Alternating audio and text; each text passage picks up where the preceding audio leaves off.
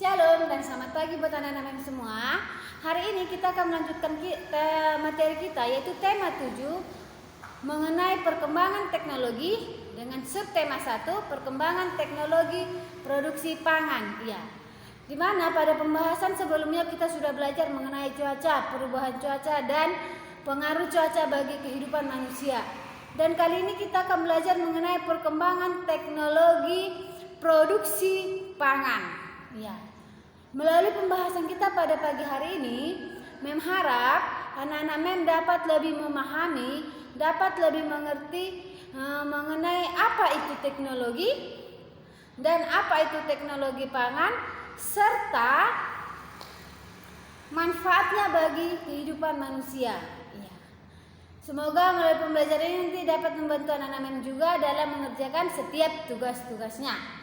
Ya, yang pertama kita akan membahas mengenai teknologi.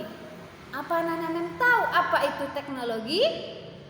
Ya, teknologi adalah keseluruhan sarana untuk menyediakan barang-barang yang diperlukan bagi kelangsungan dan kenyamanan hidup manusia. Saya ulangi. Teknologi adalah seluruh sarana untuk menyediakan barang-barang yang diperlukan bagi kelangsungan dan kenyamanan hidup manusia, seperti teknologi pangan, sandang, komunikasi, dan transportasi. Ya. Teknologi pangan yaitu suatu istilah yang menerapkan ilmu pengetahuan tentang bahan pangan, khususnya setelah panen atau pasca panen ya, menggunakan teknologi yang tepat untuk memperoleh manfaat seoptimal mungkin sekaligus meningkatkan nilai tambah dari pangan tersebut. Contohnya tempe, ya. Tempe itu bahan dasarnya dari kacang kedelai. Dia diolah melalui mesin, melalui tangan juga boleh, tetapi lebih cepatnya melalui mesin, yaitu jadilah dia menjadi tempe. Lalu roti.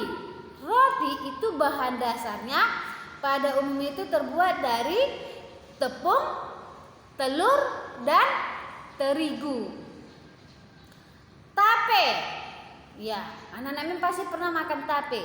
Tape itu bahan dasarnya dari ubi, ada dia tape ubi, ada dia tape kacang, ya kan? Lalu keju, keju itu bahan dasarnya dari susu, dan terasi itu bahan dasarnya dari ikan dan udang rebon serta bakso. Iya, anak-anak pasti pernah makan bakso, iya kan? Iya, bakso pada umumnya itu dibuat dari campuran daging, campuran daging sapi giling, bisa daging sapi, bisa daging ayam, tetapi dia yang sudah digiling ya, digiling dan dicampur dengan tepung tapioka. Tetapi ada juga bakso yang terbuat dari, ya tadi menyebutkan dari daging ayam, dari ikan juga ada dia, ya kan? Bahkan dari udang atau daging kerbau. Ya. Bakso itu bisa dibuat dari berbagai macam jenis anak ya. Ya. Seperti lagu kita di buku tema kita itu ada lagu Tukang Bakso. Pasti anak-anak pernah menyanyikannya, iya kan kan? Ya, nyanyinya di halaman 1. Di situ ada abang tukang bakso, mari sini, aku mau beli. Abang tukang bakso, cepat dong kemari, sudah tak tahan lagi. Satu mangkok saja 3.000 perak, yang banyak baksonya. Tidak pakai saus, tidak pakai sambal, juga tidak pakai kol. Bakso bulat seperti bola pingpong, kalau lewat membuat perut kosong.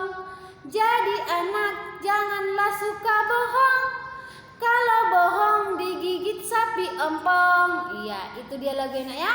Iya, di dalam kita menyanyikan Abang Tukang Bakso tadi, ya pasti kita menemukan yang namanya, kita harus mengikuti yang namanya iramanya, enak ya.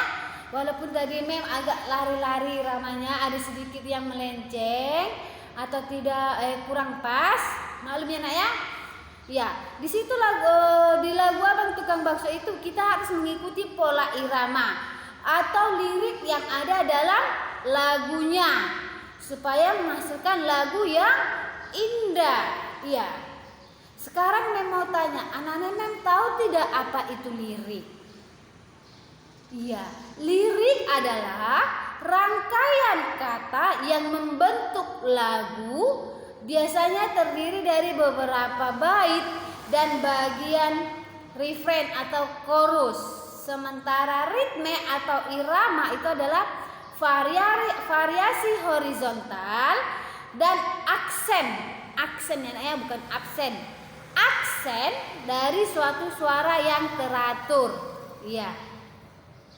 Ya, itulah dia mengenai irama. Jadi kita perlu menyanyikannya dengan irama yang benar, dengan lirik yang benar sesuai dengan yang ada pada lagu ya nak ya. Ya. Misalnya, anak-anak pernah tidak melihat bakso segi empat? Iya, sebelum dia dibulat-bulatin kan itu kan mengikuti wadahnya. Kalau kita buat di panci yang persegi, pasti dia membentuk persegi. Iya. Misalnya, ibu ingin membuat bakso berbentuk persegi. Iya. Berbentuk persegi nak ya. Berapa persegi satuan luas bangun datar yang diarsir? Ingat ya, yang diarsir. Kalau yang diarsir itu bisa saja dia yang ada dicoret-coret, digaris-garis, atau yang diwarnai. Itu namanya diarsir ya nak ya. Iya. Biar menggambarkan. Misalnya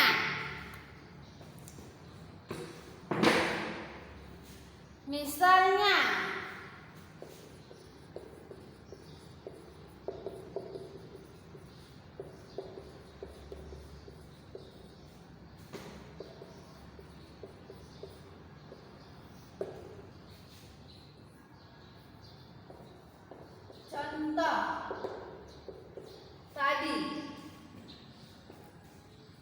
ibu membentuk bakso persegi. Ini dia ya. Bakso persegi. Bisa dia seperti ini.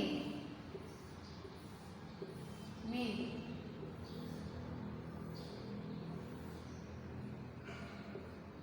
Oke. Katanya di sini disebutkan berapa persegi satuan luas bangun datar yang diarsir pada gambar. Kan? Kita buat dari sini. Kita buat dia seperti ini.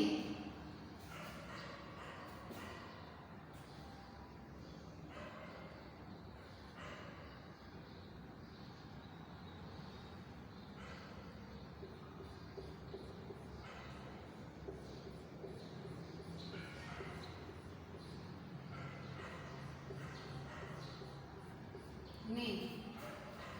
Yang diarsir. Jadi kita hitung. Perhatikan. Kita hitung dia. Kalau dia tanda full seperti ini, berarti hitungan 1. Dan ini setengah. Kalau dia setengah seperti ini, setengah gambar, berarti hitungannya setengah. Setengah ditambah setengah berarti 1. Ya kan? Ya, kita hitung dia. 1, 2, 3, 4, 5, 6, 7, 8. Dia ada 8 kotak full yang sudah diarsir. Sementara yang bagian atas setengah. Berarti 1. Tadi 8 ditambah 1 sama 9. Berarti jumlah satuan persegi 9 satuan persegi. Misalnya contoh kedua, ada gambar seperti ini.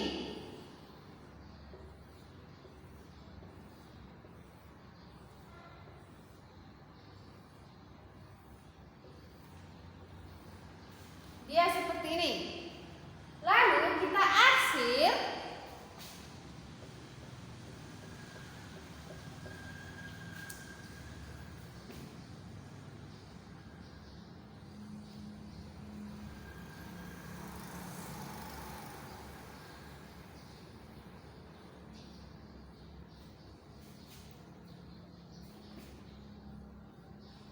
ini dia. Kita hitung jumlah satuannya. Berarti berapa dia?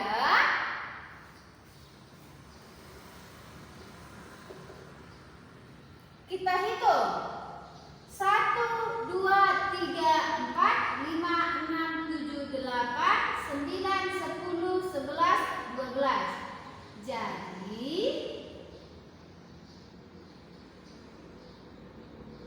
nilainya 12 satuan persegi. Ya. Sampai di sini pelajaran kita. Semoga dapat membantu anak-anak MEM dalam mengerjakan setiap tugas-tugasnya, dan jangan lupa untuk lebih memahami lagi apa itu teknologi serta apa itu teknologi pangan.